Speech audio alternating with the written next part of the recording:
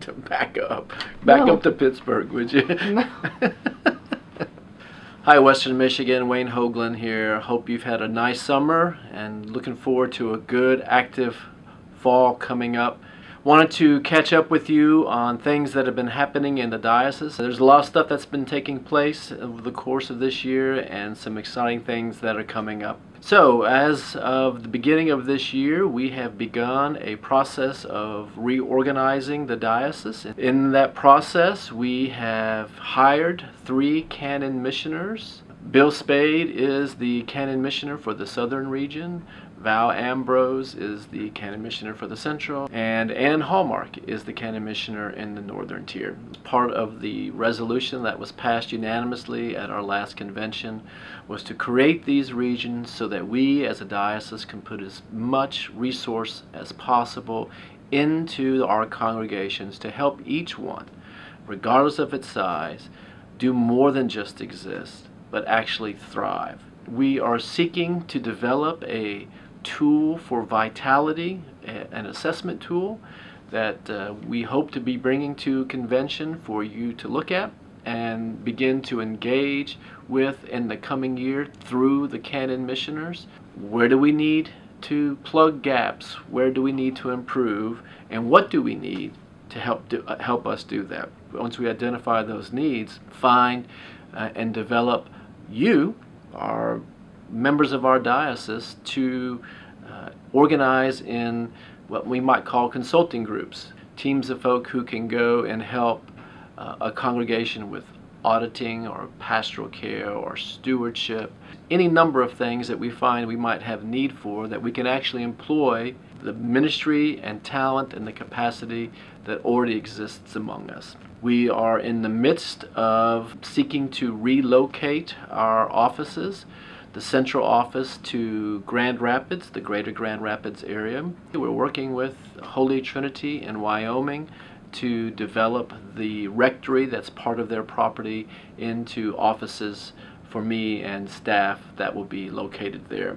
We are also working with St. Barnabas in Portage to create a space for Bill Spade and Jenny Callard, and Ann is settling in up in Traverse City. So hopefully by the first of the year, that transition will all be done. We'll be in our places and working really hard to serve you in your ministries. At our convention coming up in November, we are really excited to have the Bishop of Atlanta, Rob Wright, as our keynote speaker. The theme of the convention is Moving Deeper, and what I hope that we'll do in this convention is revisit the work that we started when I got here. How do we engage in spiritual practices on an ongoing basis that commit and connect us in very intentional and specific ways to this crazy God that we worship?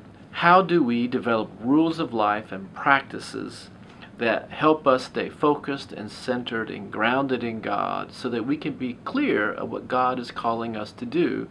2019 looks like it's going to be a really interesting year. It's a sabbatical year for me, and I'm planning to take some time away, roughly around May, June, July, maybe a little bit into August. We're going to move offices. We're going to take a little time off, and then we're going to come back and see where we are as a diocese and how we can continue to move forward with the mission that God has given us. One other thing you need to know, and this is something that we have been working on in my tenure and in many years before, is a continuing dialogue with our sisters and brothers in the Episcopal Diocese of Eastern Michigan and even in Northern Michigan. How can we continue to collaborate and work together as Episcopalians in this part of the world? So we have been working together with other dioceses in Michigan for a number of years. Lately, particularly, we have done some pretty significant work together. We are engaged together in the Academy for Vocational Leadership, where we are together training for ordained life to serve in our dioceses, which is really exciting. We work together with the Congregational Development Institute, which has been a really excellent program, helping create vitality in our congregations. We have an agreement to share clergy across diocesan lines. We share our companion relationship with the Episcopal Diocese in the Dominican Republic.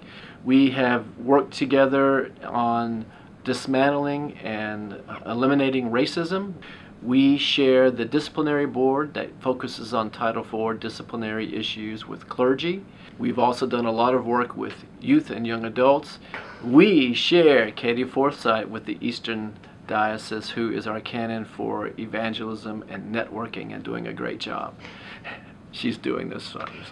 So a lot of stuff has been going on between our diocese for a number of years. The most recent development in our life together happened last year when the former Bishop of Eastern Michigan, Bishop Todd Owsley, was hired by our presiding bishop to work for him as the Bishop for Pastoral Development for the whole church. So that has created a space for us to talk more intentionally about what life might be like as we seek to collaborate more intimately and fully moving forward. We have had conversations with between standing committee and council. Members of our council and standing committee have met with members of their council and standing committee.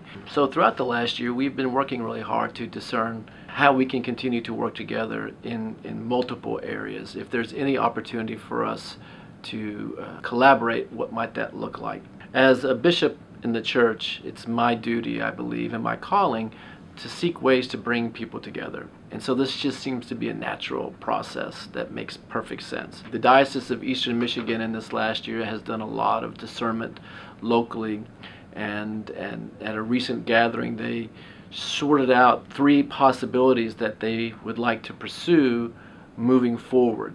So the first option that they are looking at is to just call a bishop in the traditional normal process and go through the search process and then have an election. The second option that they are considering is to take 3 to 5 years to do a longer term discernment process, hiring a provisional bishop who could lead them through that process. A third option, and this is one of the reasons why I'm talking to you right now, is to take a 3 to 5 year period of discernment in which I would be the provisional bishop leading those conversations, where we could do collaboration together and I serve as the bishop of both dioceses.